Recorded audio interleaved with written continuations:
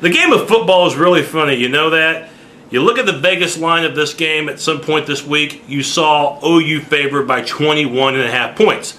And if you saw my weekly matchup show just a few days ago, you knew that Oklahoma was not going to win this game by that margin. That's a lot of points to sacrifice against a quality team like Missouri, who was a field goal away from beating Arizona State earlier this month and being, just like Oklahoma, undefeated. So Missouri definitely had the capability of making this interesting, and they not only made it interesting for the first few minutes, you know, with about 9 minutes to go in the first quarter, Missouri actually had the upper hand on Oklahoma, taking it to the Sooners 14-3.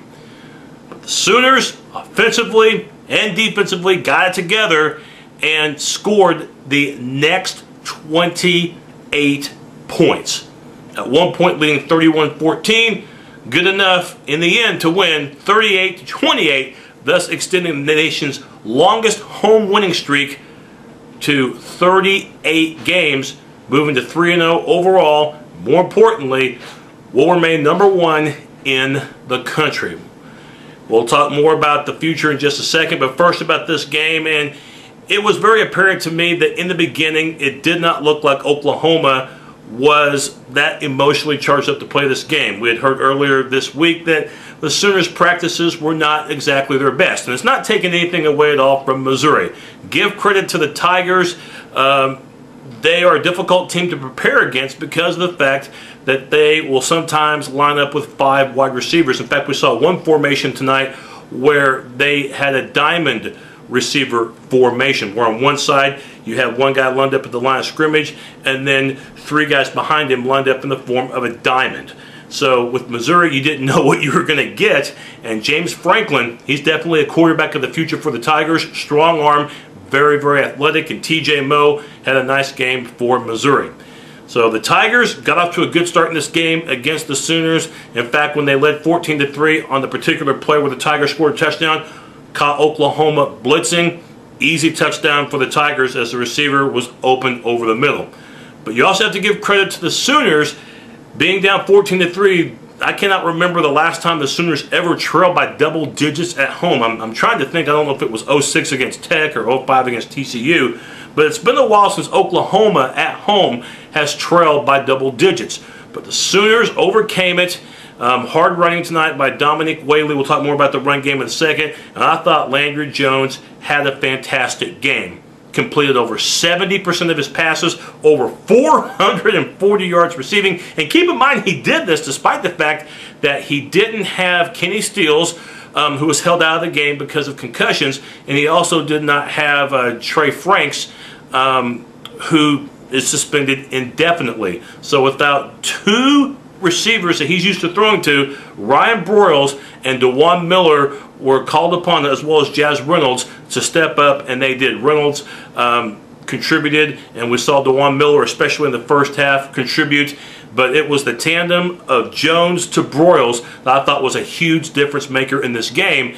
And you talk about the 2 quarterbacks, I thought both quarterbacks played well. And by the way, Missouri did not have a turnover tonight. Landry Jones, despite the 2 interceptions, I thought outdueled James Franklin because of the completion percentage. About 71% of Landry's passes were completed, and Ryan Broyles again showing why he is arguably the greatest receiver Oklahoma has ever had. A spectacular night for him, and the Sooners again scoring 28 unanswered points, at one point leading 31-14. So the bad start that Oklahoma had, they didn't give up another point until about 7 minutes to go in the fourth quarter, and at that point it was too late for the Tigers. Sooners did not put their best effort forth tonight, but they did just enough to get the win, and after all, a win is a win. Let's go ahead and talk about the 4 keys to this game that I highlighted earlier on the weekly matchup show. Key #1 to this matchup, the ground game for Oklahoma. Get it going. I'm going to go B- in this category. It wasn't a bad night for the ground game. It was about 140 yards worth of rushing, but it took the Sooners about 35 carries to do that. That's about 4 yards a carry. That's modest, but nothing great. Part of that you have to give credit to Missouri. And A reminder too, Ben Haburn, the center for the Sooners, he was in street clothes in the fourth quarter with an injury, and hopefully that injury isn't serious. Probably won't play next week against Ball State, but they've got to have Haburn, the center, the veteran center, when the Sooners play at the Cotton Bowl in Texas in just 2 weeks. So we'll have to keep updates on Ben Haburn's status. But the running game, thought it was a good night for Dominique Whaley with tough running. Also, Brennan Clay got some action. But once again, Broy Finch, limited playing time in the backfield. So a good night for the OU ground game, but nothing terrific. Key number 2, the Missouri receivers avoid yak, yards after reception or yards after catch. And I'm going to go C. In the beginning, I would have gone F because it seems like Missouri was just beating Oklahoma's bones on the defensive side. It seemed like they had the advantage, and it seems like Oklahoma didn't know what to do on the defensive side with those 2 quick scores that Missouri got on their first and their third possessions. So in the beginning, it looked like I was going to have to give OU an F. In fact, I thought OU down 14-3. You know, the consensus around the country was, you know what? If OU doesn't get it going, these guys from Columbia, Missouri are capable of ending the home winning streak. They're capable of taking Oklahoma out of the national championship picture and the Big 12 championship in doubt as well. Sooners adjusted, and when Missouri did get catches after that bad start, by and large, there wasn't a whole lot of yards after catch. So good job by the Sooners after that tough start in reducing the yak. So that's why I go C. Number 3, red zone efficiency. I'm going to go A-. Much better job this week as opposed to last week against Florida State and the week before, or the game before against Tulsa. 5 trips to the red zone for Oklahoma. 4 touchdowns and a field goal. That's 31 points and 5 trips inside the opponent's 20-yard line. So a much better job. And the ground game was a big reason why in that situation when the Sooners last week had to settle for the field goals against Florida State. This time, touchdowns.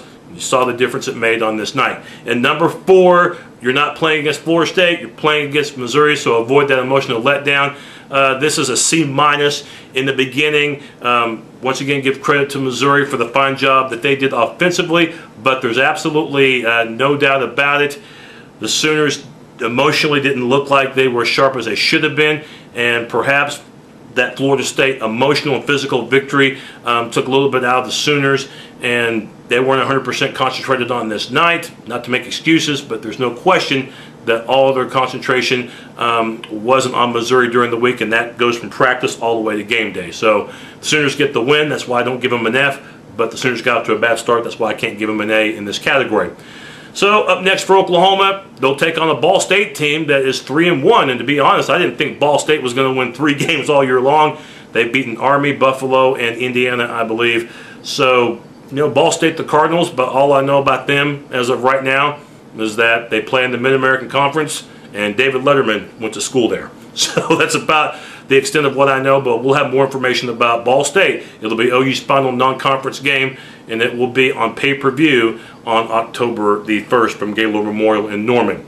Other thoughts on tonight, the Big 12, Baylor wins easily. They remain unbeaten. Kansas State upsets Miami. So Baylor at Kansas State next week, both teams unbeaten. Texas and Iowa State, they remain unbeaten. Of course, they were off this week. They'll play at Ames next Saturday. And Texas Tech gets by Nevada. And how about Oklahoma State? A big win for them at Texas A&M, coming from behind in the second half. So OSU, they're definitely going to have to be somebody that the Sooners will have to contend with. That's nothing new. The Bedlam game is shaping up to be bigger than ever. But of course, that's not until December. But big win for the Cowboys. So those are my thoughts on the Big 12, even as I speak. And once again, your final score, 38-28. The Sooners get the job done over Missouri. I'll have my weekly matchup show of Ball State coming up probably September the 27th. So check back with us in. Boomer Sooner.